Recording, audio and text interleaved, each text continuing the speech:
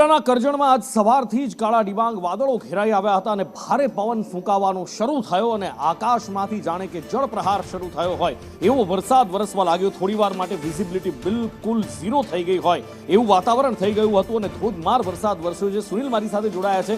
કરજણના ક્યાં કયા વિસ્તારમાં, કયા ગામમાં, કયા નાના નગરમાં કેવો વરસાદ વરસ્યો છે અને શું પરિસ્થિતિ છે વરસાદ પછીની, અત્યારે જાણીએ સુનિલ પાસેથી। ચોક્કસથી નુપુર જણાવ્યું કે જે રીતે ગુજરાત હવામાન વિભાગ દ્વારા છેલ્લા પાંચ દિવસની જે વરસાદ ભારેથી અતિ ભારે વરસાદની જે આગાહી કરવામાં આવી છે તેને લઈને જો વાત કરવામાં તો કરજણ તાલુકા પંથક તેમજ નગરની અંદર છેલ્લા 3 દિવસના વિરામ બાદ પુનઃ વરસાદની શરૂઆત થઈ છે।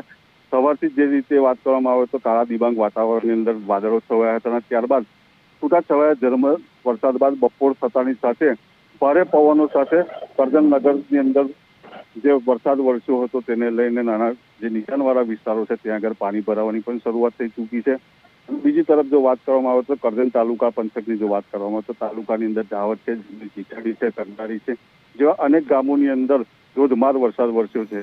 અને વાત કરવામાં આવે કે જે રીતે છેલ્લા વરસાદ રોકાઈને જે આવે છે અને જાય છે જેને લઈને ભારે અસહ્ય ઉકળાટ પેદા થતું હોય છે, પરંતુ આજે જે ભારે વરસાદ વરસ્યો છે તેને લઈને ક્યાંક ને ક્યાંક વાતાવરણની અંદર ઠંડક થતા નાગરિકો રાહત અનુભવી રહ્યા છે। જી, એટલે હવે ઉકળાટથી અહીંયા તો રાહત મળી